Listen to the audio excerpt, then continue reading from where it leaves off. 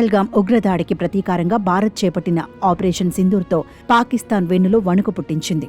పీఓకేతో పాటు పాక్ ప్రధాన భూభాగాల్లోని జైషే మహమ్మద్, లష్కరే తోయిబా, హిజ్బుల్ ముజాహిద్దీన్కి చెందిన ఉగ్రస్థావరాలను గుర్తించి 100 మందికి పైగా ముష్కరులను మట్టుపెట్టింది.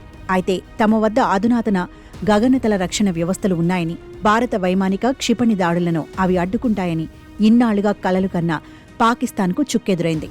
చైనా నుంచి సమీకరించిన HQ-9, LY-80 వ్యవస్థలు, వాటి రాడార్లు ఆపరేషన్ సింధూర్లో భాగంగా భారత్ ప్రయోగించిన ఒక్క క్షిపణిని ఆపలేక చేతులెత్తేయడంతో దాయాది దేశం భయంతో వణికిపోతోంది. అవి విఫలం కావడమో, సకాలంలో గుర్తించలేకపోవడమో జరిగి ఉండొచ్చని రక్షణ రంగ నిపుణులు భావిస్తున్నారు. దీంతో డ్రాగన్ అందించిన ఆయుధ పరిజ్ఞానంపై ప్రధానంగా ఆధారపడుతున్న పాక్ సాధన సంపత్తి, విశ్వసనీయత ప్రశ్నార్థకంగా మారింది. అయితే 2019లో పాకిస్తాన్లోని బాలాకోట్లో ఉన్న ఉగ్రవాద స్థావరంపై భారత్ జరిపిన వైమానిక దాడిని పాక్ రాడార్లు గుర్తించలేకపోయాయి. దీంతో అత్యవసర ప్రాతిపదికన చైనా నుంచి కొన్ని గగనతల రక్షణ వ్యవస్థలను పాక్ కొనుగోలు చేసింది. 2022 మార్చిలో భారత బ్రహ్మోస్ క్షిపణి హర్యానాలోని అంబాలా నుంచి ప్రమాదవశాత్తు ప్రజ్వరిల్లి పాకిస్తాన్లోకి దూసుకెళ్లింది. ఆ దేశ గగనతలంలో 105 కిలోమీటర్లు ప్రయాణించిన దీన్ని కూడా LY-80 LOM-ADS వ్యవస్థ నిలువరించలేకపోయింది.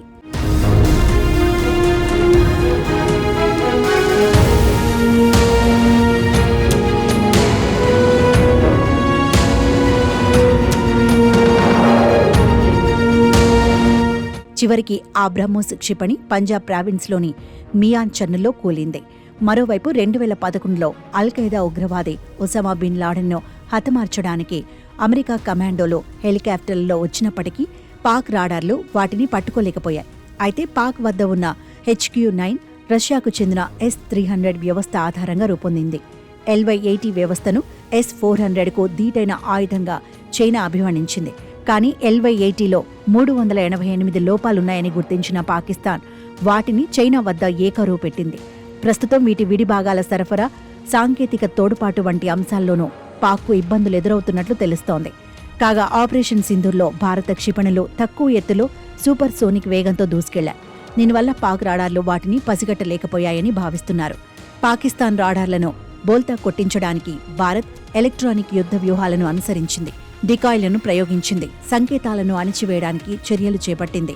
దేశీయ యాంటీ రేడియేషన్ క్షిపణి రుద్రం-1ను భారత యుద్ధ విమానాలు ప్రయోగించాయి. ఇవి పాక్ రాడార్లు, గగనతల రక్షణ వ్యవస్థలను ఏమార్చినట్లు రక్షణ రంగ నిపుణులు భావిస్తున్నారు.